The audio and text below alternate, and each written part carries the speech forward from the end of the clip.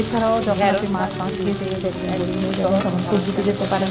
কাঁকরোল ভাজি, পটল ভাজি, ভেন্ডি ভাজি, বেগুন ভাজি, আলুর ভর্তা, এগুলো হচ্ছে গিয়ে আমাদের মাসের মাঝামাঝি সময় আমরা রান্না করতে পারি, যখন দেখা যাবে যে মাছ মাংস খেতে খেতে একটা একঘেয়েমি আমাদের মধ্যে চলে এসেছে।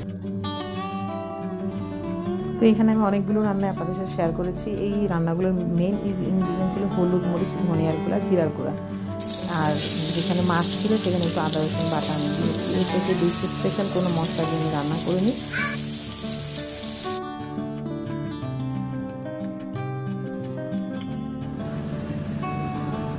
তবে কিছু কিছু রান্না কিছু কিছু টিপস ফলো করতে হয়, যেমন কাঁকরোল আর পটল ভাজি একটু লো ফ্লেমে ভাজতে হয়, ঢাকনা দিয়ে রাখতে হয়, 10 মিনিটের মতো লো ফ্লেমে ভাজলে মজা হয়।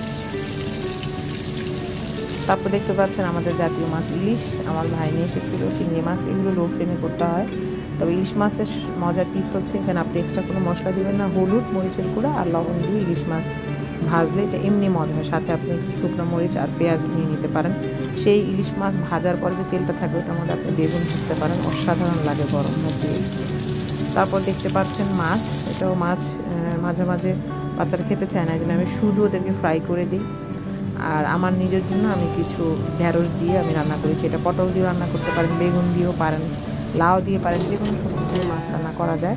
তো আমি ভেন্ডি দিয়ে করেছিলাম। ভেন্ডির অনেক উপকারিতা আমরা সবাই জানি, কোষ্ঠকাঠিন্যের জন্য ভেন্ডি, ডাঁটা এগুলো খুবই আদর্শ খাবার। আমার হাজব্যান্ড আসলে সবসময় ও দেশীয় খাবারের প্রতি ওর দিয়ে ডাঁটা তরকারি মজা করার মেন মজাটা হচ্ছে আপনি ডাঁটা তরকারিটাকে খুব অল্প পানি দিয়ে ভালো করে কষাবেন, গরম পানি দিয়ে, অবশ্যই গরম পানি দিবেন, এবং চিংড়ি মাছ দিয়ে রান্না করলে ডাঁটা খুবই মজা হয়।